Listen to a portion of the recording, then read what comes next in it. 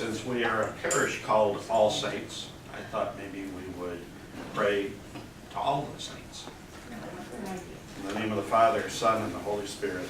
Amen. Heavenly Father, you have given us many, many saints to light our way, to give us inspiration, to guide us on our trip to you. And today we ask the intercession of all of those saints to lead us, to guide us, to work on our behalf through their intercession. And we ask this through Mary, Queen of Saints. Amen. Amen. Amen. Father, Son, and the Holy Spirit. Amen. Okay. How's everybody? Good. Yeah, we were joking ahead of time. It seems like I always get these topics and I'm not sure where they come from. But I've got two of them right now that are going to be really interesting for me. One of them is this process of canonization. I've had to do some study. And then the other one is on relics that's coming up sometime. Relics, here's a relic. He's not talking about you, Gordon. So, it's really interesting. I found a lot of information about this process, and what I thought I'd do is I'd kind of ask you some questions first to kind of get us all warmed up, just to find out where everybody thinks they are. So these are just true and false, so we'll take a consensus. Beginning in the time of the apostles, so the apostles back at that first few years afterwards, after Christ, the church has maintained a carefully regulated process for the canonization of saints. True or false? False. False, very good. Catholics worship saints, and that is the reason for the church's careful attention to the process of canonization. False. Boy, you guys are batting it out. We're graduates of Nicodemus. I like that. Diocesan bishops are rarely involved in the investigation that must take place in order to advance a cause for sainthood. False. False, very good. There are 10 official stages associated with the canonization process. Say true. False. Canon law requires that an investigation into the virtues of a person's life may not be officially opened until 5 years after the death of the would-be saint. False. False. True. True. There are exceptions. Yeah. Okay, I was going to say. The titles servant of God, blessed, and saint are all synonymous. False. Good. A candidate is automatically declared a saint if the following evidence is presented: healings through contact with a relic, incorruptibility of a body, liquefaction of blood on the anniversary of the death, a sweet aroma associated with the saint's remains. False. Very good. If a person has been martyred, the requirements for 2 miracles after death is considered to be irrelevant to the process for canonization. True. The church does not consider scientific evidence or the testimony of medical experts in determining whether a miracle has occurred. False. And the declaration of beatification or canonization must be announced at a mass that takes place in Rome. False. True. True. So, I put in my typical way, I put a bunch of things on the board that make no sense to anybody. So we're going to start off with this. The first question was that from the time of the apostles that there's been this process, and that's false. It's been since 993, late 10th century. So that's we were quite a ways along in the process itself. And in 993, it actually began to be encoded into canon law, what makes a saint. And there was a reason for this.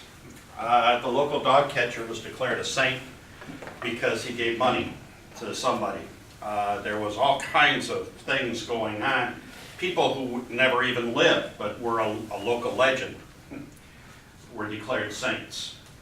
And so the church, in its wisdom, said, time out, if we are going to venerate these people, then we probably ought to know a certain amount about them. If we're going to imitate their life and their holiness, we need to be able to verify that they really existed, that they led an exemplary life. And so this whole process started to become put into canon law itself. So, late 10th century, that's like half of the time of the church, right? The number 5. It does take, you cannot open an investigation until 5 years after a person's death, with the exception that the Pope himself can declare that we'll start this investigation early. In 993, when they set up the process, I'm assuming at that point there were already saints being revered, otherwise they wouldn't have set up. Absolutely. The question that I have is, did they go back and review those, or did they just sort of grandfather them in? They grandfathered most of them, but they paid particular attention to martyrs, and the saints declared martyrs. But did they say They some of did these should not be? Yes, they did. They had a riff. Revoked their sainthood. And they did that actually back in the 70s, I think it was, even. There was called into question whether St. Christopher really existed and some of those, and they've since gone back and said yes. So it's an ongoing process. The official roll was purged in 993 to try and get rid of the dog catchers. Okay? And the urban legends. But those places where, for example, the tomb of St. Peter and the tomb of St. Paul, just outside the walls in Rome, from the very earliest days, from the days of the apostles and that first generation, the apostolic fathers, they had venerated those remains and attributed miracles to the relics of those saints, and so they built these churches and basilicas over them. When we get into relics here, whenever that is, we'll talk about what we're commonly referred to as the relic wars, but they did purge, and that was part of the reason this canon law became effective, is that they didn't want to have to purge them again later in history, even though there's been several times that they've done a reduction of force for the saints. But they didn't go through and apply or new rules to everybody, but they just went through and reviewed, said, this is ridiculous, this guy's correct money or whatever. Yeah. Okay.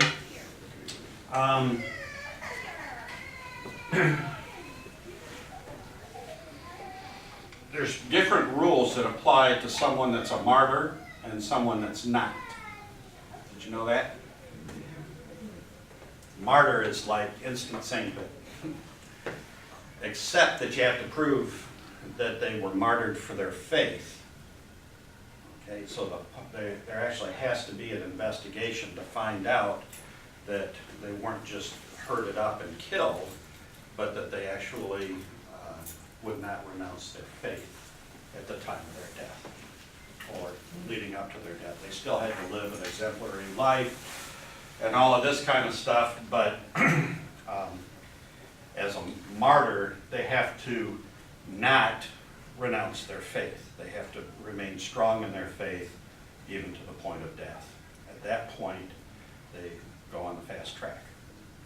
Okay? And that fast track is they don't even beatify them. They go right into sainthood. Okay? It's like an instant promotion. You know, The Chinese Catholics, there was so little was known or is known about the Chinese because of the situation there.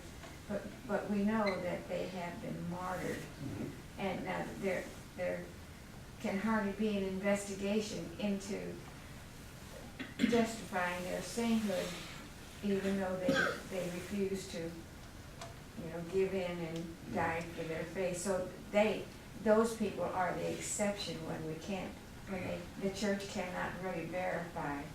Is that true or not? That is true, but they catch up.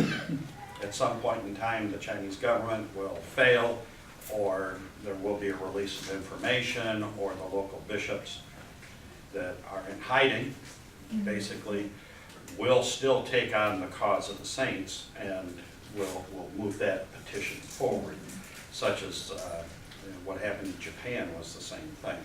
That Eastern culture has a hard time releasing information over the years, over the centuries.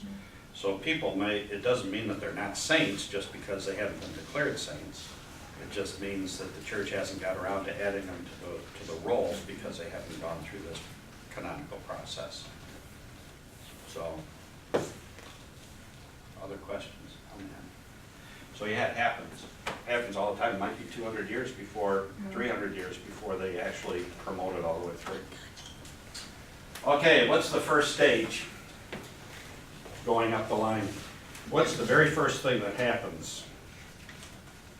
Do they have to be beatified? Is that it? They have to You nominate. have to die. That's true. They have to die. You have to Venerable. nominate? The very first stage is called veneration, or venerable. Not veneration, venerable.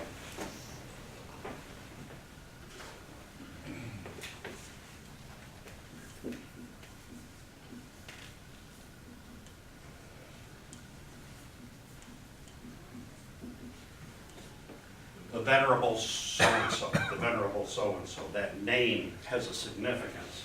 It is also a title that's synonymous with the words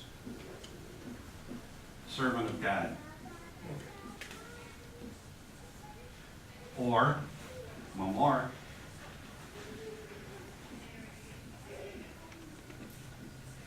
confessor.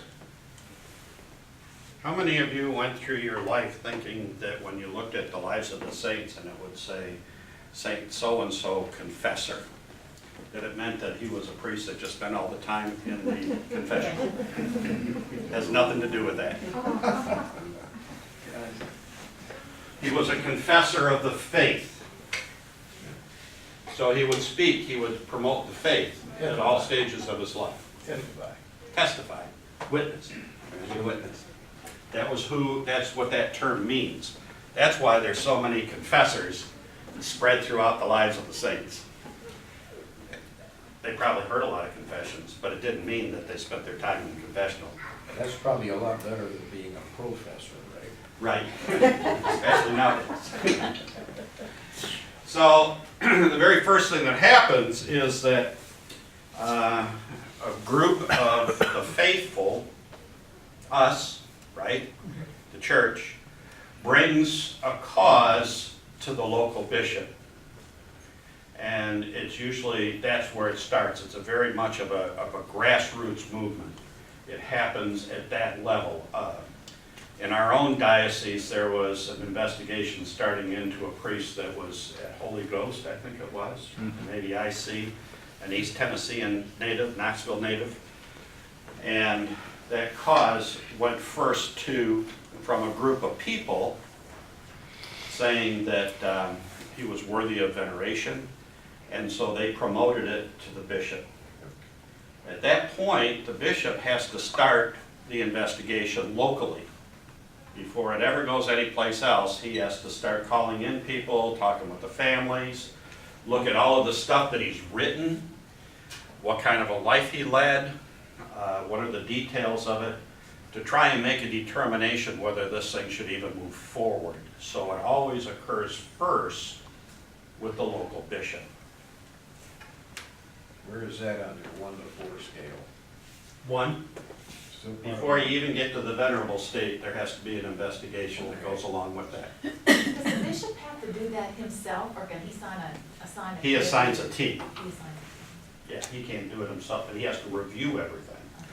He has to be completely knowledgeable of the cause. Is there a permanent office of people who are set to, like the investigator? Not in the diocese, But in Rome, I mean. but in Rome, they have what they call a dicastery, or a congregation for the cause of the saints. The reason why I asked, there's a TV show now about you being an apocalypse with a rather unholy priest who set out to investigate those things. And I wondered if that was actually a factual sort of office. There is an office in Rome. It's part of the permanent dicastery for the cause of the saints. Just like, it's right up there with the celebration of the sacraments and the profession of faith, or protection of the faith. So maybe experts you could get used to it. One of those big consulting groups that the Pope has is run by a cardinal and or two, and that's their whole job, is to look at those things. Expert in canon law of that area, the canon law. So he opens up this investigation, and he appoints experts to study what this guy's written, to make sure that it was actually written by him and not by somebody else. And then they take all of that and they write a report, and they send it to Rome, to this dicastery, Congregation for the Cause of the Saints. And what they're looking for at that point is a very specific term, a nihil obstat. Has anybody ever seen that word? Yeah, Yeah. I, Do you know what it means? Without I error. used to, but I don't anymore. It means that it Is that has, printing huh? office or something? Nothing stands in the way. Oh, Nothing. that has to So- do with the printing of, I've seen it in books. Right, a Nihil nihil obstat, obstat yeah. would be issued for a book, what they call the imprimatur. Yeah. Means that it has the approval that nothing stands in the way, that there's nothing that is in here that is wrong. So they would send this to Rome to get this nihil obstat from the dicastery, from this group that says, we see no reason why there's no obstruction for you moving ahead with this cause. And that's what they want. Once they get that, they can declare this first state of the man being a servant of God, or venerable. Okay? It's the first step. How long does that usually take, or can it take? Years and years? if that's There's what it no takes? timetable. It can take a year, it can take 15 years, it can take 10 centuries. Wow. Yeah. And you can stall out at that point and never move any further forward than that point. Just means that you are a good, holy person. This is fine. All that's it. So as in literature, so they just fast tracked her. The Pope pulled the stops on 3 people, or on 2 people. One of them was John Paul II, and one was Mother Teresa. And saying that there's due evidence that this should be moved forward faster. Instead of waiting to 5 years after their death, it started almost immediately. Okay. Was at least 5 years typically. Right, unless the Pope steps in and That's right, says, hey, let's not kid ourselves, right? Right. Yeah, right. and that's important to understand is that the declaration of a saint is an act of infallibility by the Pope. Did you know that? No, I didn't. We are sure that this is true. And the facts surrounding it are facts. So it actually becomes an act of infallibility on the part of the Pope. Do you remember when we talked about infallibility? And there's certain things that have to happen. Number one, it has to be believed by the faithful. So the cause of a saint starts grassroots by the faithful. It's a movement upwards from the faithful in the church. It has to be agreed to by the majority of the bishops of the church. You won't become a saint unless the bishops are on board with it. And it starts with an investigation by a bishop, right? So that declaration, and then he has to make that declaration, what they call ex cathedra, or from the chair of Peter. Right. That's why the declaration of sainthood always comes from a mass that's celebrated in Rome. By the Pope. By the Pope. Absolutely. So those elements of infallibility are all present there. We don't term it what we call extraordinary infallibility, which has only happened twice in our history. Twice. Which is both of them having to do with Blessed Virgin. But every saint that's declared a saint is an act of infallibility. That makes sense. Okay, let me fill in some of these here. 5 years. What's the second stage that happens? I want to say blessed, but it's probably wrong.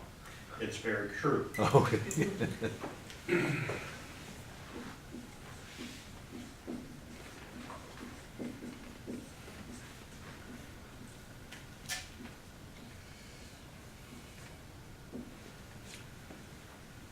be declared blessed, you have to have proof of one miracle. Either, and this can be a number of things. This can be through intercession, something that defies scientific logic. That's why that whole idea that we ignore the science, we don't ignore the science when we declare a saint. Miraculous cures are usually the type of things that are involved there. But there's other things that are included, and those things we talked about, and everybody's going, ooh, yuck. Well, once again, Right? once again, getting back to your martyr doesn't have to have a proof of a miracle. Correct. That is given In his testimony at the time of his death. right, I still believe in Christ. No matter what, I'm giving my life because I And I'm refuse giving my life to up turn my for back that, on and that's proof enough in lieu of, okay? Okay. that. I want to hear what we were saying, who you up about. Yeah, let me find it here. It's hard for me to go yet. Incorruptibility is one, where there's no visible decay on a corpse for years and years and years after the death. On the anniversary of his death, the blood in the body liquefies, or in the relic liquefies. Levitation, bilocation, being in more than one place at one time. Padre Pio was known to bilocate. Stigmata, bearing the wounds of Christ, if proved that that's really what it is and that's not a psychological condition. So there has to be a miracle of some kind attested to that. And how do they prove that? Well, once they become the venerable, during this stage, they actually exhume the body and begin a physical look at the corpse. To look at things like incorruptibility. When they open it up, instead of smelling rotten decay, do they smell a sweet smell, which was the case of Teresa of Avila and Teresa of the Little Flower. Well, obviously, that doesn't apply with Bernadette. She wasn't dead. Right. So- But she was not declared a saint during her lifetime. Oh, I thought she was. No, she had to die first. Okay. You can't be a living saint, huh? There cannot be a living saint because they can't be in heaven yet. Exception. There goes the neighborhood. Yeah, I know, because all my life I wanted to declare my mom and dad saints, and it didn't Yeah, work. that's how I was working on her. But they exhume the body and begin to look at the circumstances of the death and the condition of the corpse, This is 5 years after they died. at least, sometimes more, because they have to go through this stage first. Yeah. And once they get past that, and they get the Nihil Obstat from Rome, then they can begin the deeper investigation, which is back at the local level, exhuming the body, examination of the body, scientific examination of the body, to determine whether it's really incorruptibility or whatever. Mummification. Yeah, Incorruptibility has to be there? no, Oh. no, it doesn't, but it's one of those things that can be contributed as a miracle. Incorruptibility is always considered a miracle if it's 5 years after the death. Okay?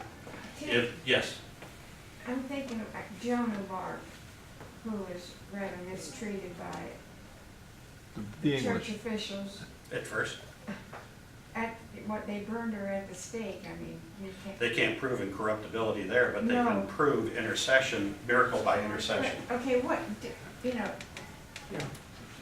my brain is on vacation, but when was she declared a saint? I have no idea. I'd have to go back Yeah, I and pull don't, up my because I'm Google. trying to put, because this is very early in the history about Well, it was the Joan. Middle Ages, it was 1400 or something. But that's early as far as I'm concerned, but I know. So you didn't personally witness No. this? Joan, she really, she couldn't prove anything because they were so close-minded and they were afraid of her because she had just gained so much notoriety and for her feats that she defeated those nasty English people. They were, the church hierarchy was afraid of her. But they were afraid of Juan Diego in Mexico as well. The proof of the miracle took a while. I have to look that up because I was thinking about her that, you know. The church always is skeptical in these cases, and rightly so. They actually, the term devil's advocate actually came from the process of declaring a saint.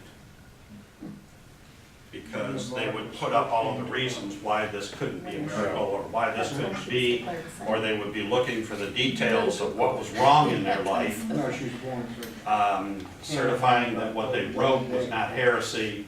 All of those kind of things came about because of one of the positions in this dicastery position in this congregation is to be the devil's advocate, to try and play the opposite side and prove that it's not as a proof that it is. So they try to dig up dirt on. Absolutely. So they're just like politicians, you know? Sure, yeah, exactly. Okay, what's the third stage? Well, so if you refer to someone as being a blessed, that means they're just in a holding pattern on their way to sainthood. No, actually, once they're blessed, they are worthy of veneration. But they've already been considered venerable. Right. We have a lot of people in our roles of saints that are blessed. Right, that's what I'm asking. Mhm. So that means they're just at that stage? Yeah, it means it's kind of like a holy path. Okay. We got a little bit more work to do. But they wouldn't be saints though, just blessed. Correct. Okay. Yeah, they aren't quite there yet. The evidence is mounting. In order to make it to the next one, the declaration of sainthood, there needs to be a second miracle. And the proof of that miracle is a greater proof than the verification of the miracle for blessing. Didn't they used to be required 3 miracles? At one time they did, now they don't. John Paul took it down to 2. Yeah, in 19 something or other. I've got that date in here. He shortened it up. Yeah. Is that so he could become That was saint? John. No, I think I think it was done so because he was concerned there weren't enough contemporary saints. That the saints were, you know, all the saints were back in the 3rd and 4th centuries, and Right. there weren't enough contemporary people. I've got that date in here somewhere, but it was during John Paul Which John Paul? II. Thank you.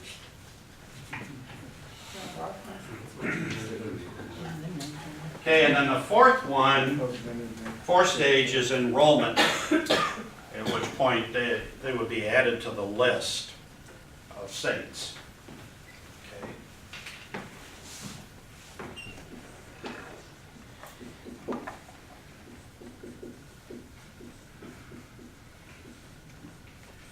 And that enrollment happens at a mass in Rome, declared by the Pope, and with it a special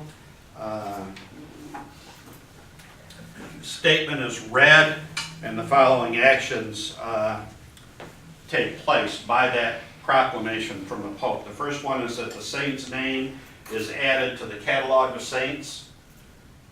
Okay? So we have these books. The latest one I saw is about 4 volumes that are about this thick of each of the saints. And the saint is invoked in public prayer from that point on. Not just locally, but worldwide, universal. Churches may be dedicated in the saint's memory. The Mass can be offered in the saint's honor. Feast days are celebrated in the saint's memory, so they actually get a feast day in the roll. Images of the saint are made in which his or her head is surrounded by a halo. Blesseds don't get a halo. The saint's relics are enclosed in vessels and publicly honored. When we talk about relics, I'll get you into what's a class 1, a class 2, class 3 relic. Because they're all different. So how do they pick when they're a patron saint of something? I mean, what determines that? Public practice. What they do? Faithful. They say, oh, that, you know, the intercession of St. Jude a lot of times has helped people that have no hope. What do they call it? Patron of hopeless cases. Hopeless cases. And it's usually something that's related to their life story and the miracles that they performed. So each of the saints, they aren't all patron saints. Right. And there's several that are patron saints of the same thing. Yes. Yes. So, you know, you can look at it in those ways as well. Every year when we're doing confirmation with the high school kids, they have to pick out a patron saint. Yeah. Or a saint name. And some of them are, oh, you know, that's great, St. Michael, you know, St. John, St. Thomas, whatever. And then all of a sudden we'll get some really different ones. We had one that was called St. Hilarion, who is the patron saint of stand-up comedians. And it fit the person that took the name. What was his name? Saint Hilarion. So Hilarious. that's where hilarious comes from. Yeah. It's Pope hilarious. He also used to levitate during Mass. Whenever they would celebrate Mass, he was a brother, he wasn't a priest, and he would be processing in with the rest of the monks, and as soon as Mass started, he'd start lifting up off of the ground.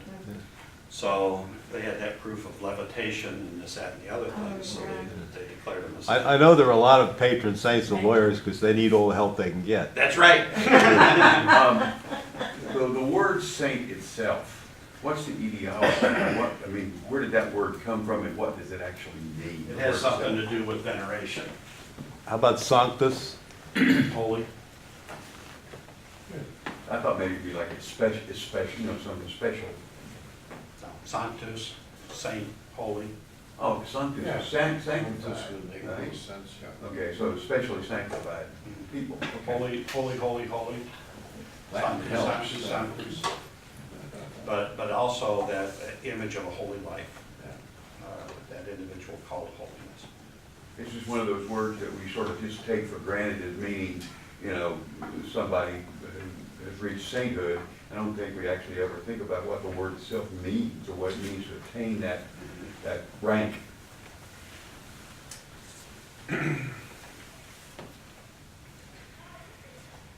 During that mass of canonization, the following words are used. This is typically one for martyrs, but it's similar words are used in the profession of the saint himself. In all times, God chooses from these many who, following more closely the example of Christ, give outstanding testimony to the kingdom of heaven by shedding their blood or by the heroic practice of the virtues. So this idea of being a servant of God or a confessor, being that first stage of giving witness or giving testimony, always has to be there. And then the further proof is the shedding of their blood in terms of a martyr. But the same thing would happen if they're not a martyr. There wouldn't be the shedding of their blood, but this whole idea of confessing the faith or bearing witness to the faith by a very exemplary, virtuous life. Which explains why there's so many saints for lawyers, because we live such a different life. But it also takes longer for a lawyer because they have to read everything they wrote. I also want to point out there's only one for sailors, Gene, Elmo. That's all we need. Elmo was good, let me tell you. But it's just one sailor to make it. A lot of times, Where did you ever hear this story about the lawyers being so special? I'm asking this gentleman over here. Is he talking to me? Yeah, right. They're the one that said that there was a whole lot of lawyers saying that. I didn't bring it up. Because in those days, they only had to go to a 2-week class.